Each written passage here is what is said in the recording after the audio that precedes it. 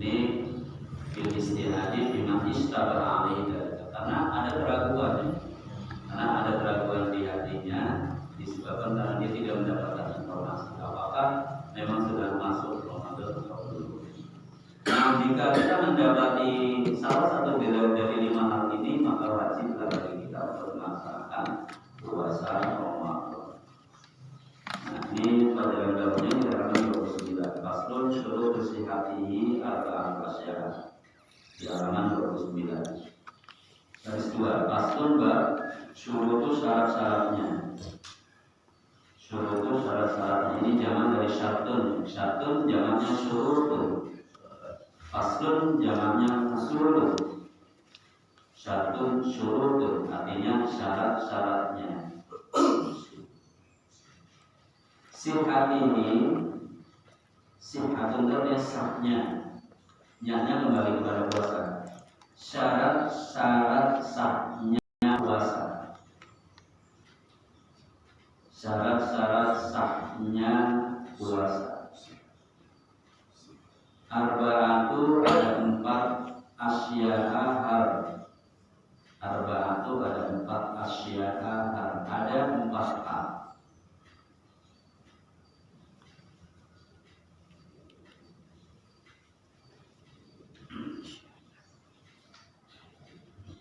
Syurut sihhatihi syarat-syarat sahnya puasa. Arba'atu asya'a ada 4 hal. Nanti kalau kita ngomongin begini berarti 4-4 ini harus ada.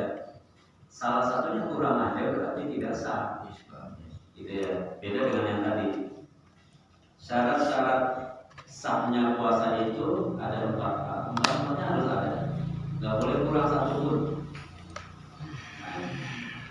Yang pertama adalah al-islamun, yaitu beragama Islam. Islamun beragama Islam. Yang kedua wa'aklun, dan berakal.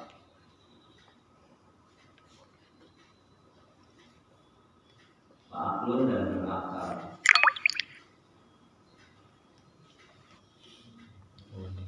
Yang ketiga wanikoun. Nikoun itu artinya bersih.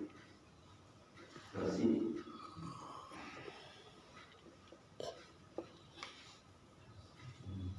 Min nahwi, dari semisal. Dari semisal. Nahwi itu artinya semisal atau contoh. Contoh dari semisal. Haidin, haid, dan bersih dari semisal haid. Haidin, haid. Yang keempat wahilmun, dan mengetahui. Dan mengetahui. Bingkau nil waktu, tentang waktu.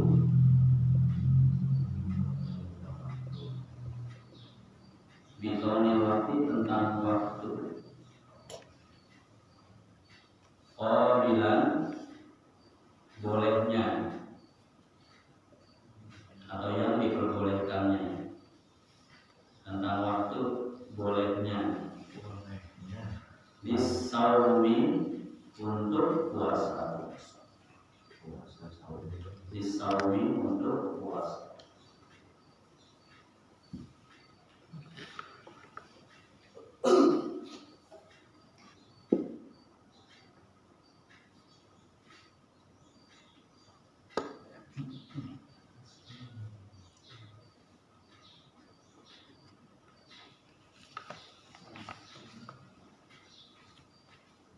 Satu lagi. Faslun syurutu, syarat-syarat.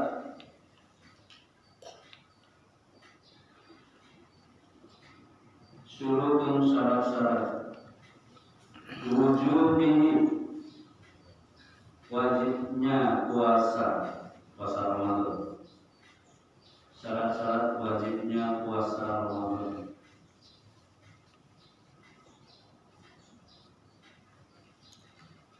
Syarat-syarat wajibnya puasa.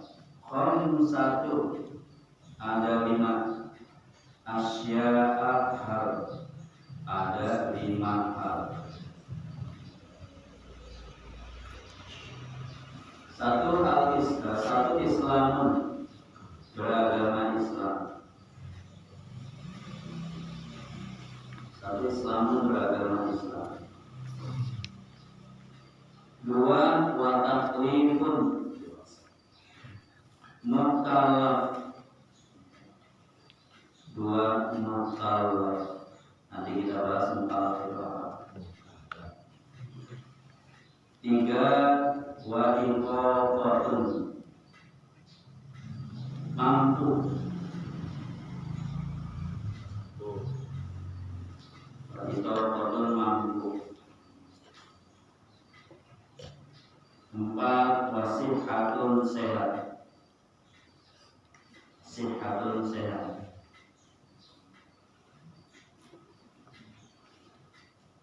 5 wa iqamatun, mukim, dalam kurung tidak musafir. 5 wa iqamatun, mukim, dalam kurung tidak musafir. Tidak musafir.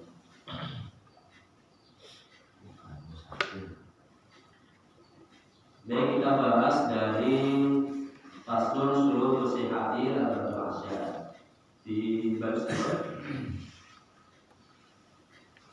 ya, bab ini menjelaskan tentang syarat-syarat sahnya puasa. Di sini dijelaskan syurutu sihhati arba'atu asya. Ada 4 hal. Ada 4 syarat-syarat sahnya berpuasa. Jadi 4-4 ini harus ada. Apa saja? Yang pertama Islamun, beragama Islam. Ini ada saudara kita, tetangga kita misalkan agamanya non-muslim. Kemudian dia ikut-ikutan puasa. Boleh atau tidak? Boleh.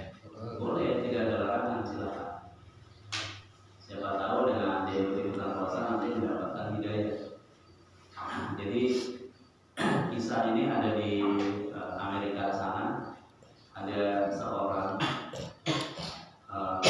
muslim yang dia mengajar di sebuah sekolah Islam. Kemudian dia benar-benar menjadi guru yang ingin mencontoh atau ingin mencontohkan kebaikan kepada anak, ingin menjadi teladan. Yang namanya itu kan harus jadi teladan. Guru dari situ. Si guru ini ketika bulan Ramadan ini kan anak-anak muridnya kan muslim semua kan berpuasa. Si guru yang non muslim ini ikutan puasa sebulan full penuh. Setiap musim Ramadan itu dia puasa walaupun dia non muslim. Nah, begitu ditanya kenapa, alasannya apa? Saya menghormati dan saya memberikan contoh pada murid-murid saya. Nah, seiring berjalannya waktu, dia dapat hidayah dari dia ikutan puasa, kemudian dia menjadi muslim. Dia bilang bahwa berpuasa itu benar-benar memberikan nikmat yang luar biasa besar. Jadi dengan berpuasa dia menjadi tenang, dia menjadi senang, badan dia juga menjadi sehat. Jadi itu nikmat puasa. Jadi puasa itu memang banyak keistimewaannya. Jadi karena dia ikut-ikutan, ya Allah memberikan hidayah. Jadi di sini kita dapat contoh ya. Jadi penting juga circle kita. Circle itu lingkungan di sekitar ini penting. Kalau kita bergaul dengan orang-orang yang senang ibadah, ya insya Allah kita akan bergaul ibadah. Tapi kalau mohon maaf bergaulnya dengan orang-orang yang senang nyawer, ya nanti akan berbawa juga. Jangan bicara nyawer. Ada itu nyawer. Tukang nganjurin nyawer ada statik. Iya. Jadi circle kita ini penting. Jadi lingkungan yang kita buat, yang kita ciptakan. Dia lagi ngantuk soalnya. berpengaruh dengan gaya hidup kita nih. Kalau kita sering bergaul dengan para artis yang mungkin hidupnya glamor gitu ya, Ikut muda. Akan membawa gitu gaya berpakaiannya, Gaya mudanya. mobilnya keren, akan membawa. Tapi alhamdulillah Allah ciptakan kita, Allah bentuk kita di lingkungan yang seperti ini, lingkungan yang apa adanya gitu ya. Tetapi insya Allah kita orang-orang yang dekat dengan masjid, insya Allah kita diciptakan Allah, dijadikan Allah ini dalam circle lingkungan yang senang untuk menuntut ilmu pengetahuan. Mudah-mudahan istiqomah ya. Amin. Insyaallah. Ya itu ya. Jadi harus beragama Islam nih. Ini secara sahnya yang pertama. Yang kedua adalah wa'aklun. Jadi harus berakal. Artinya bukan orang Gila. Ada orang gila ikut-ikutan puasa. Kadang anu waras sih. Ikut-ikutan puasa. Malah dia udah puasa duluan. Dia udah puasa Orang gila duluan. itu ya dia sesuai dengan apa yang dia mau gitu ya. Ya jadi ini syarat-syaratnya berpuasa adalah waktu berakal. Nah, artinya ketika ada seorang yang sebenarnya normal nih, tapi ketika harus melaksanakan puasa sudah waktunya sahur, tiba-tiba dia stres tinggi, ngeblank, dia menjadi gila. Ada nggak orang yang penyakit gilanya itu kadang datang kemudian kadang waras? Ada ya? Pak Warna Ada Pak. Ada. Ada, benar. Ketua ketawa tuh. Ada. Kalau Pak Warna itu permanen. Sudah. Ini sampai akhir hayat nih YouTube saya. Maidan nggak bakalan. Permanen tapi hanya di nama doang ya. Gila, hanya di nama doang. Nah ini yang aku berakal menjadi salah satu puasanya. Yang ketiga, nah ini wanita min nahwi haidin, yaitu bersih dari semisal haid. Kenapa disebut di sini min nahwi haidin? Ya karena di sini yang semisal haid itu ada yang lain ya. Apa tuh? Ada nifas, ya. Orang yang habis melahirkan wilayah. Ada nifas, ada wilayah. Nah, ini berbeda dengan istihadah. Berbeda dengan istihadah. Kalau istihadah itu darah penyakit. Jadi misalkan ada orang yang haid udah 15 hari tapi listriknya namanya istihadah yang 16 hari. Nah kalau demikian itu berbeda hukumnya. Dia wajib melaksanakan puasa, dia wajib melaksanakan sholat. Mau sholatnya disuruh dulu. Pampas. Ya, kasih. Dulu kita pernah bahas itu ya, yang orang-orang yang namanya dawamul hadas.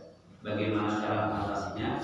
Mau sholatnya itu, kalau mau bersuci, kalau mau itu harus nunggu azan. Sudah waktu azan masuk, dia kemudian cebok, dia pasang tasnya, lalu dia wudu, baru dia melaksanakan sholat.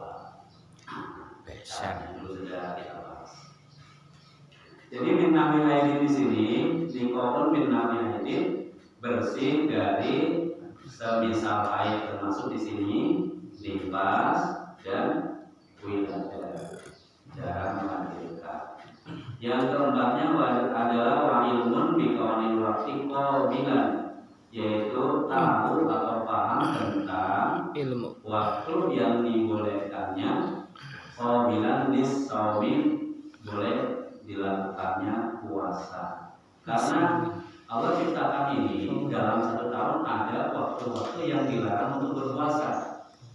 Artinya kalau kita puasa bukannya ada pahala, tapi malah haram. Kita dapat dosanya.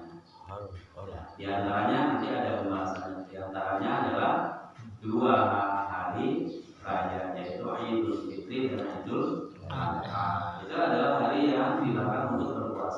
tambahnya adalah ayyamut tasyrik, yaitu hari-hari tasyrik. Kapan terjadinya?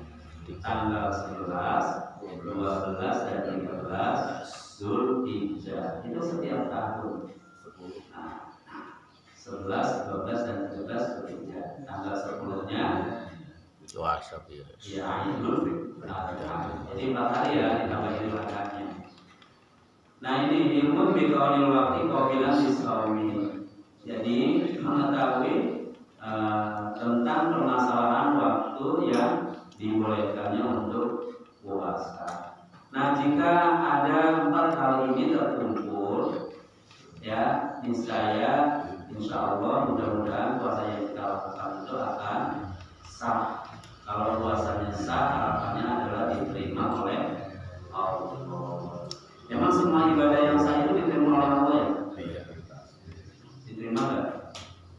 Pasti dong. Ya harapannya dia diterima. Iya, harus pasti. Insya Allah. Allah memiliki hak prerogatif untuk siapa-siapa di antara kita yang beribadah diterima atau tidak. Tapi harapan kita, kalau ibadah kita sudah sah, ya mudah-mudahan diterima oleh Allah. Ya kalau ibadahnya aja nggak sah, alias batal gimana mau diterima? Gitu kan. Maka inilah pentingnya kita belajar fikih ibadah. Kita ingin memastikan bahwa ibadah yang kita lakukan itu adalah memenuhi syarat dan rukunnya sehingga sah dari sisi fikih dan harapannya adalah diterima oleh Allah. Penting kita belajar fikih ibadah. Lanjut faslun syurutu wujubihi khamsatu asyar. Syarat-syarat wajibnya berpuasa itu ada 5 hal. Kalau tadi ada syarat sahnya, yang ini adalah syarat wajibnya. Syarat wajibnya berpuasa itu ada 5 hal. Oh mirip ya dengan yang tadi. Perbedaannya di mana? Nanti kita akan lihat syarat sah dan syarat wajibnya. Ya, artinya seseorang yang melakukan ibadah puasa, puasanya sah. Tapi ada di antara mereka yang tidak wajib puasa sebenarnya. Tapi kalau sudah bicara syarat wajibnya berpuasa, artinya kalau ini semua ada pada diri seseorang, maka orang tersebut wajib melaksanakan puasa. Kalau syarat sah tadi kan ada sebenarnya orang-orang yang tidak wajib, diantaranya adalah anak yang mumayyiz. Ya, mumayyiz itu anak yang aklun, dia berakal akan tetapi belum mukallaf. Maka disebutnya di sini adalah yang kedua adalah aklun. Nah, tapi pada yang di bawahnya kita lihat di sini syarat wajibnya puasa yang pertama adalah Islamun, beragama Islam. Yang keduanya lihat wa taklifun. Nah, ini berbeda dengan aklun. Aklun itu adalah seseorang yang sudah berakal, sudah mumayyiz, sudah bisa membedakan antara yang baik dan yang buruk. Cantik yang. Kalau dikasih 10.000, disuruh beli garam 1 biji, maka dia tahu, dia paham kembaliannya berapa. Nah, ini anak yang mumayyiz nih. Ya. Kalau dia berpuasa, maka puasanya sah. Akan tetapi belum taklifun, artinya adalah belum mukallaf. Siapa yang mukallaf itu? Sudah dia berakal, kemudian juga sudah dewasa. Artinya kalau anak laki-laki itu sudah ihtilam. Ihtilam itu sudah mimpi basah. Kalau anak perempuan dia sudah Menstruasi. sudah menstruasi. Ini disebut dengan taklifun, berbeda dengan yang tadi mumayyiz tadi. Setiap orang yang taklifun sudah berakal dan sudah dewasa tadi, sudah mens kalau perempuan atau sudah ihtilam kalau laki-laki, disebut dengan taklifun. Apa itu taklifun? Seseorang yang sudah wajib melaksanakan kewajiban perintah dari Allah. Seseorang yang wajib melaksanakan perintah dan meninggalkan larangan. Ini namanya taklifun. Nah, bagaimana sikap kita sebagai orang tua untuk menghadapi anak-anak yang belum taklif? Mempersiapkan, Pak. Ketika anak-anak kita ini menjelang taklif, menjelang mukallaf, kita harus menyiapkan. Kita punya perempuan sebelum taklif, sebelum mukallaf, kita harus menyiapkan. Kalau nanti satu saat datang darah haidnya yang pertama, setelah itu kita ajari, Pak. Kita ajari tata cara untuk menghadapi haid yang pertama. Nanti diajari itu cara mandi janabah, diajari menutup aurat yang sempurna. Nah, ini bagi anak-anak kita yang taklif. Nah, laki-laki juga gitu. Nah, ini ya taklifun. Ini syarat syarat wajib yang kedua. Yang ketiganya adalah wahitokotun, yaitu mampu melaksanakan puasa. Mampu melaksanakan puasa. Tidak semua orang yang badannya kuat itu mampu puasa ternyata ya. Ya jaminan. Kita lihat di lingkungan kita di jalan-jalan, sebenarnya mereka mampu berpuasa, tetapi mungkin Allah belum berikan sikap istiqomah gitu ya. Badannya mampu kuat, tapi pagi-pagi sudah minta kopi. Nah, harusnya kita orang itu mampu. Yang keempatnya adalah wasihatun, sehat. Badannya sehat. Ini bersambung nih itu walaupun wasihatun ini. Sudahlah ya badannya kuat, kemudian sehat juga. Sehat. Ukuran sehatnya bagaimana tuh? Mampu berpuasa kemudian sehat. Ketika dia berpuasa, kondisi tubuhnya orang-orang yang normal itu biasanya akan lebih sehat dari sebelum kita berpuasa. Tapi ada orang-orang yang mungkin Allah takdirkan ketika dia puasa malah sakit. Ada apa enggak? Ya, ada. Orang yang kena penyakit lambung kronis, nah itu sakit lambungnya udah kronis, Pak. Mungkin wilayah lambungnya itu sudah mengalami pendarahan atau tergulus gitu ya. Kalau orang yang seperti ini, mungkin dia secara kesehatannya sudah tidak mendukung untuk berpuasa. Tapi kalau ada orang yang begini-begini kemudian dia berusaha untuk berpuasa, itu lebih bagus. Nah, ya, tiap hari dia berusaha, walaupun nanti setengah hari ketika lambungnya kumat dia kemudian berbuka. Dan itu dibolehkan. Ini yang keempat sehat. Dan yang kelimanya adalah iqamatun. Iqamatun itu artinya adalah mukim, yaitu tidak dalam melakukan perjalanan jauh. Nah, ini iqamatun. Nah, untuk yang iqamatun ini, bagaimana caranya agar dia tidak terkena taklif kewajiban berpuasa? Maka harus memenuhi syarat. Apa syaratnya?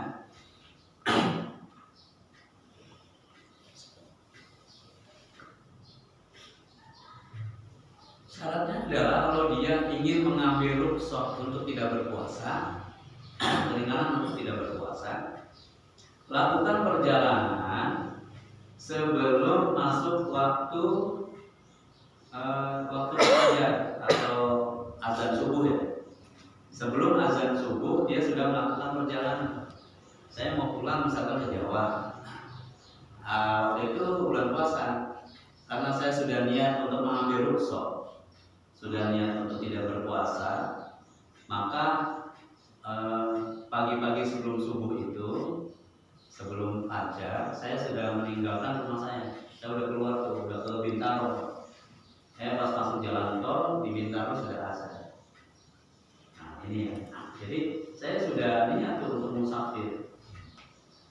Berbeda halnya kalau misalkan saya niat musafir, akan tetapi saya sholat subuhnya di sini, maka saya tidak mendapatkan rukhsah. Karena apa?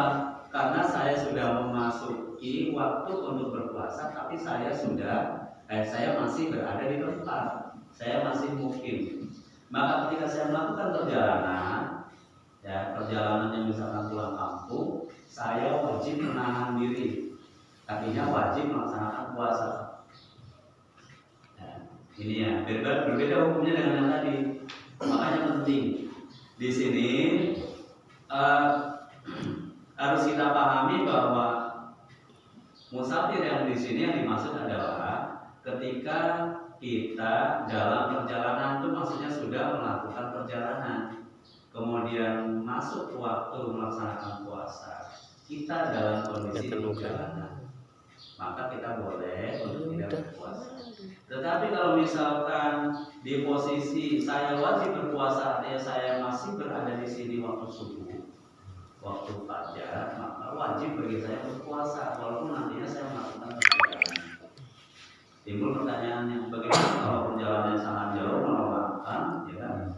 Macet pula, kemudian kehabisan energi, kehabisan air tuh, udah sangat haus, udah mau pingsan. Apa yang harus dilakukan? Ya buka aja. Ya, bukannya karena apa nih? Karena musafir atau karena yang lain? Nggak kuat. Karena nggak kuat. Jadi bukan karena musafirnya. Karena tidak kuat maka boleh berbuka di situ. Artinya maksudnya dalam kelompok nggak sehat atau sakit, gitu ya. Maka pemahaman terkadang